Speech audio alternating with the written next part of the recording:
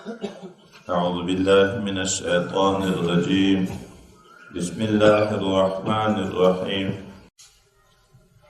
ودخل معه أو ننوت دسرة السجن بند خانة فتيان وزوانان قال أحدهما يود دوانان ورتولي إني أراني أعصر خمرا زو خوبينم چه انگور نختیزم شراب تر جوړو. وقال الاخر بل ورتولي اني اراني زه خوبينم خپل ځان احمل فوق راسي چې ما بار کړی یې کی می پرسیره په سر خوب زر ماړی تاکل طير منه چې مرغان دی غنه خوراکي نبئنا بتاويله مختخبر راک په تاویل دغه خو باندې ان نراک من المحسنين موږ تاوینو له جمله د نیکارانه. قال يوسف عليه السلام ورتولي لا ياتيكما طعام نوې بل راغله تاسو ته طعام فرزقانی چې خوره تاسو ته چې په رزق درکول کیږي د ماړې نه مخکې به الا نبأتکما بتاویله مگر زه تاسو ته خبر درکم په تعبیر دغه خو باندې قبل ان یاتیکما مخکې تر دې نه چې تاسو ته ډوډۍ راځي. ذالکما دغه علم دغه خبره مما علمني ربي دغه قبیله نه چې ماته رب کریم علم را کړی انی ترکت ملت قوم ما پرې دا لیار دین دیغه خلق لا یؤمنون چې ایمان لري بلای په خدای پاک باندې وهم بالآخرت هم کافرون دي په آخرت کافران دي. وتبعت ملت آبائی ما متابعت کړی د دین د پلارو خپلو ابراهیم علیه السلام او اسحاق علیه السلام او یعقوب علیه السلام. ما کان لنا نشای موږ لرا ان نشرک بالله من شیء چې دی الله تعالی سره بل شی شریک وینځو. ذالک دا پسم دین استقامت د توحید عقیده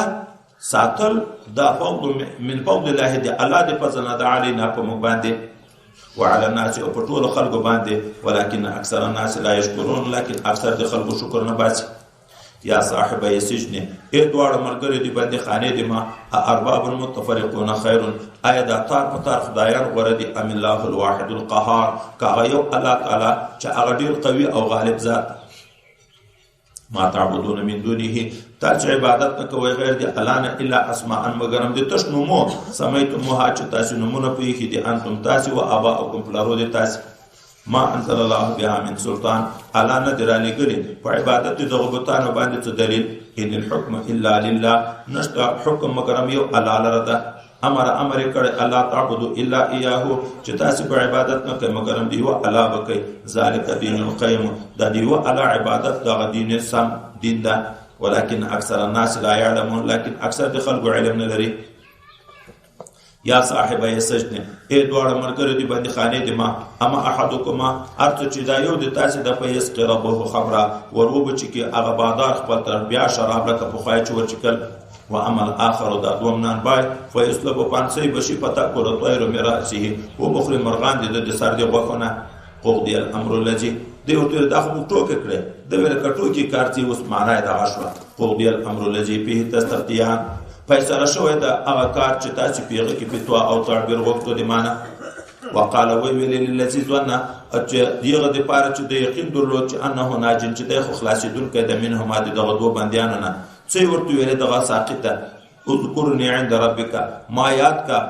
پدې د مالک خپل چې یو مظلوم اته په بندخانه کې به جرم پروت فانساه الشیطان ذکر ربه ویر کوتر دنه شیطان یادول د یوسف علی السلام بادار خپلتا فلا بس فی سجن بیا قوسنین نو د پاتې شو په بندخانه کې وکاله